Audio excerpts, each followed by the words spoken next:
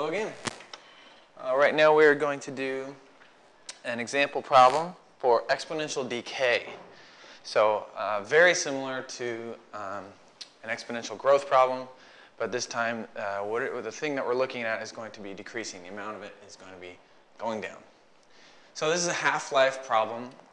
Half-life means the amount of time that it takes for the amount of something to decrease by 50%. So here we have half-life of a certain radioactive material. We're not given a name or anything. It's 45 minutes. The material is measured at a certain time. We're not even told when, but that time is at that time, the amount of the material is 46 ounces. Okay, what this means is that after 45 minutes, there will be half of 46 ounces left of the material. So 23 ounces after 45 minutes. Okay.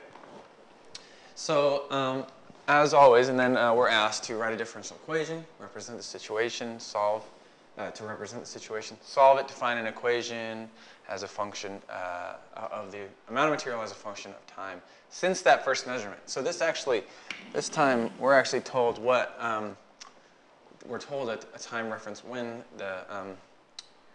t is 0, and it's at that first moment of the first time it was measured there given in the problem. And then part B, find a time when only 10% of the material will remain. Okay, and let's see here. So the first thing we need to do, as always, is define our variables. So it's some radioactive material. You know, there's no real obvious letter here. Let's just use M as the amount of material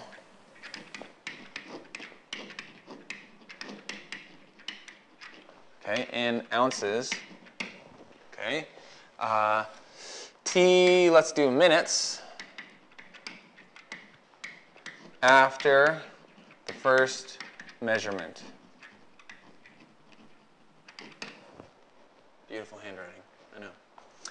Okay, so we're going to write a differential equation, and when it's a half-life problem, that means it's exponential decay, and exponential decay means that the derivative, the instantaneous rate of change of the material with respect to time, dm dt, is directly proportional to the amount of material. Right? So there's our differential equation, and we can solve, we can separate the variables. Okay? And then, of course, if you want to integrate and solve for m, you can do all that work. But the end result, we know, is going to be of the form m equals c1 times e to the k t. This time, we do not know what k is. We're not given k, we're not given c1, we've got to figure it out. Well, we know that at the first measurement, at time equals 0, m of 0 is 46, right?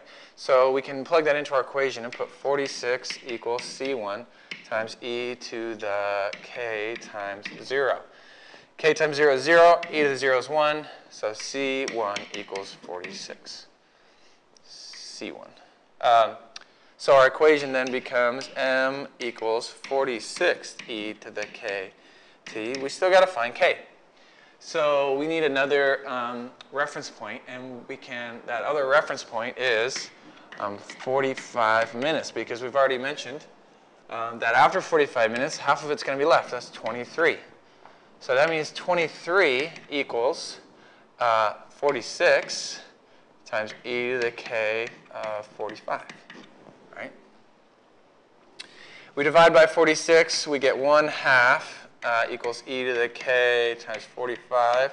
If we take the natural log of both sides, then the e goes away, and we just get k times 45, right? So we divide by 45 on both sides, and there's k, all right?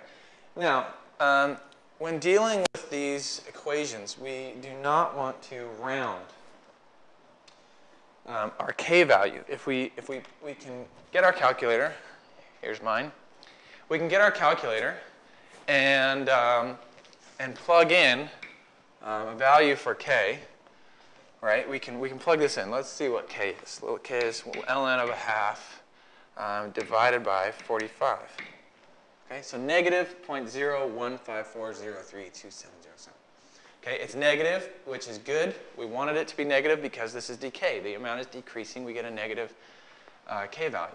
Okay, so that's good. That we like that. And of course, that makes sense mathematically because we're taking the natural log of a number less than 1. So we get that negative k. Now, we don't want to use like 0.12 or 0.012, that is. Sorry. We don't want to use negative 0.02, even though it rounds to that. And we don't even want to use negative 0.015, even though it rounds to that. We want to use this whole thing we never want to round. But plugging that long decimal in is annoying, and plugging in ln of 0.5/45 every time is annoying. So what we can do is hit store right down there above on, and store that as alpha k. And where is k? Is it this? Yeah. Okay, left parenthesis. A little hard to read on the screen here. That green color. So we solve it, we store it as k, and then whenever we type the letter k, we get this number. Okay, so now we can plug in our function that we have, right? What is it? 46 e to the k x, right? Okay, and let's see, a zoom standard is not going to, let's just start with that.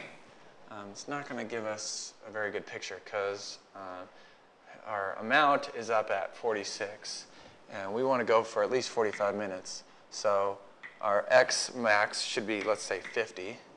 Okay, let's go by tens. Okay, our y max should be, say, 50 as well. Okay, and we'll do that by tens. Okay, so there we have it. We can trace at 0, and what should we get? We should get the initial amount, 46. Okay, that checks out. That works. Okay, how about at 45 minutes? Okay, 23. Very good. We get exactly what we want. Okay, now that checks our work. That shows that we're doing the right thing. And now we can use this if we wanted to. You know, if they asked us how much stuff is there 10 minutes after the first measurement, we could just trace it. Oops, that's 11. 10 minutes would be, you know, approximately 39.4 ounces, right? So, but that's not what they asked. They asked us to find a time when only 10% of the material will remain. That's, you know, you can assume that's 10% of the initial amount.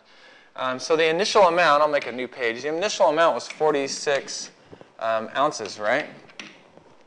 So 10% of that, of 46, is 4.6 ounces. So we want to find when the amount of the stuff is 4.6 ounces. So we take 4.6, set it equal to our equation, which was 46, e to the kt, and I'm just going to leave k like that because I've sort of defined my k on the previous page, and then solve for t. So I divide both sides by 46, and of course I get 1/10. You know, I get that 10% value. There's no coincidence there. That's always going to happen. Same way that when I applied the half-life, I got a fraction of 1/2 there. I get e to the kt. Take the natural log of both sides, so ln of 0.1 equals kt, and of course I divide by k, which is just my previously determined amount. Now I'm going to go to my calculator and plug in that value. If and I can just trace at that value, right? If I trace at ln of 0.1 divided by alpha k, right?